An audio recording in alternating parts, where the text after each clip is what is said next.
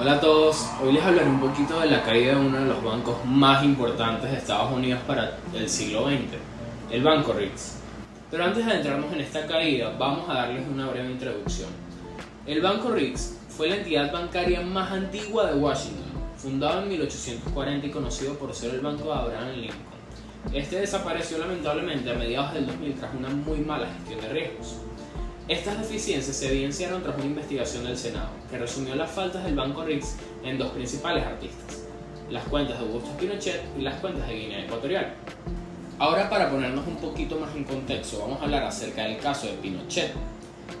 El día 14 de julio del 2004, en el diario del Washington Post se publicó la noticia de que el Subcomité Permanente de Investigación del Senado de los Estados Unidos de América había descubierto algunos movimientos sospechosos por parte del Banco Riggs, el más prestigioso en Washington para ese momento.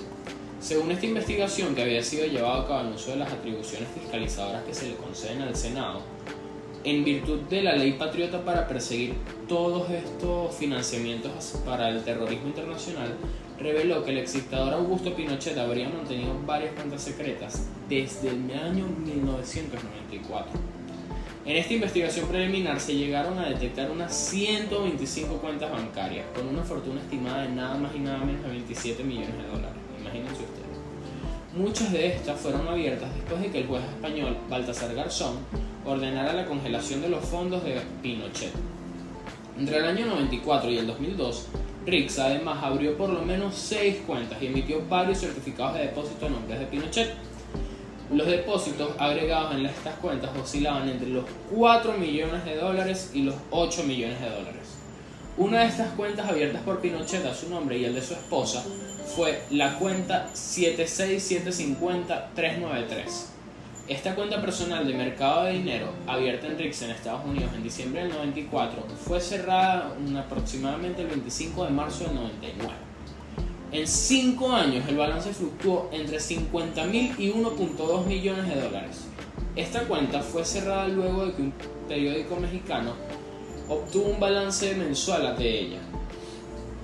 Otro ejemplo son las cuentas bancarias abiertas a nombre de inversiones como Altor y Ashburton. Estas emitían certificados de depósito a 90 días. Riggs emitió varios certificados de depósito a nombre de Ashburton.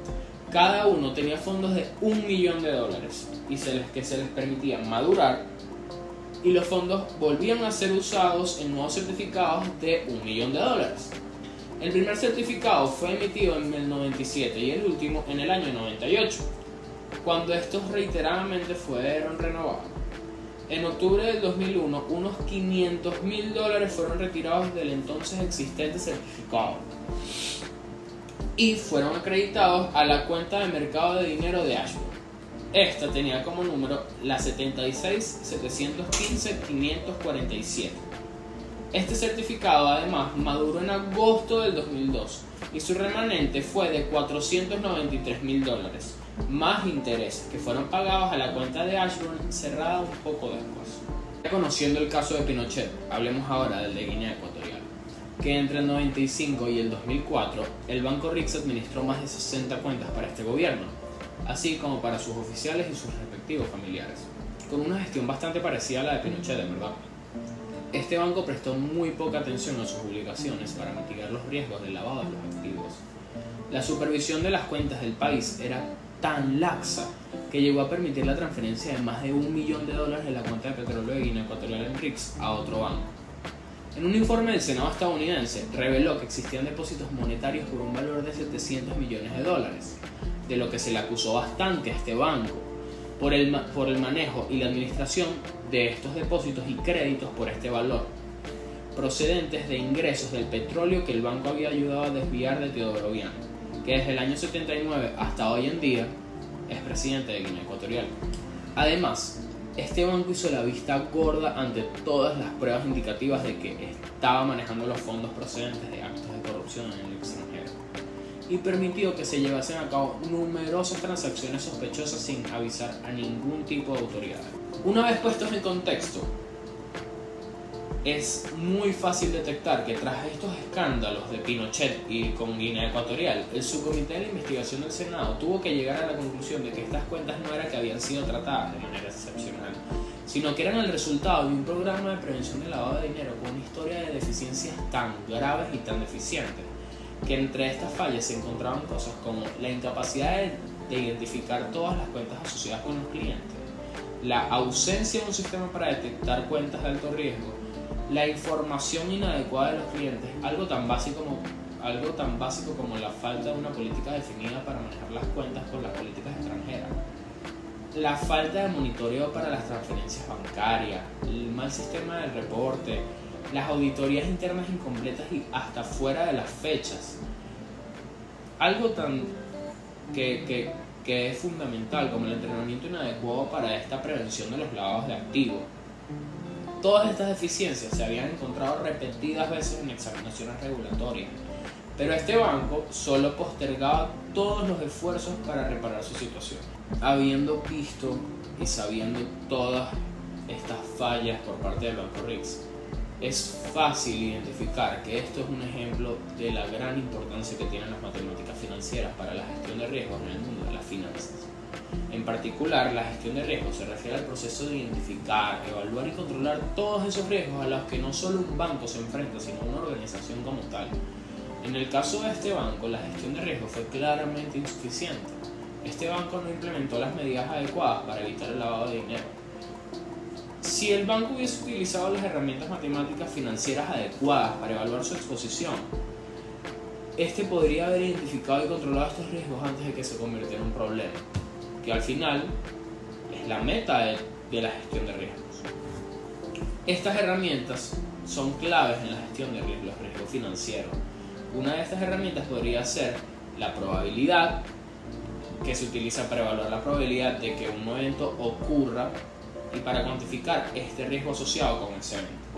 En el caso del banco, la gestión de riesgos pudo haber sido utilizada en la teoría de la probabilidad para evaluar la probabilidad de que los clientes de este banco utilizaran sus cuentas bancarias para realizar actividades ilegales. Claro, a través de esto no iban a decir que Pinochet estaba haciendo actividades ilegales o que Guinea Ecuatorial no estaba haciendo actividades ilegales. Pero de haber cuantificado adecuadamente este riesgo, estos pudieron haber implementado medidas adecuadas para evitar que esto ocurriera con quien sea. Otra herramienta importante en la gestión de los riesgos financieros es el análisis financiero. Este se utiliza para evaluar la salud financiera de una organización y para identificar estos problemas antes de que se conviertan en un problema, así como la teoría de la probabilidad. En el caso del Banco Rix, el análisis financiero pudo haber ayudado a identificar estos problemas en la gestión de riesgos del banco. Si el banco hubiese utilizado un análisis financiero adecuado, podría haber identificado todos estos riesgos asociados con sus cuentas bancarias y los posibles problemas financieros antes de que se convirtieran en un problema. Este es otro ejemplo de la importancia de las matemáticas financieras para el día a día, no solo para un banco, porque estas gestiones de riesgo no son solo utilizadas para los bancos, son utilizadas para el día a día, para conservar sus organizaciones y para evitar que ocurran problemas antes de que ocurran. Para concluir este lamentable capítulo en la historia de la banca internacional, la caída de este banco fue un ejemplo de la importancia de las matemáticas financieras en la gestión de riesgo y la toma de decisiones en el mundo de las finanzas. Si este banco hubiese utilizado las herramientas matemáticas adecuadas, podría haber identificado y controlado los riesgos antes de que se convirtieran en un problema. En particular, las ya mencionadas teoría de la probabilidad, análisis financiero y la reparación de sus errores a tiempo pudieron haber evitado la caída de lo que fue el Banco Rix. Como resultado de todos estos escándalos, en los primeros años de la década del 2000, el Rix Bank fue comprado por PNC Bank por unos $779 millones el 16 de julio del 2004, dándole fin a lo que fue el banco más importante de Washington y el banco de los presidentes, el Rix Bank.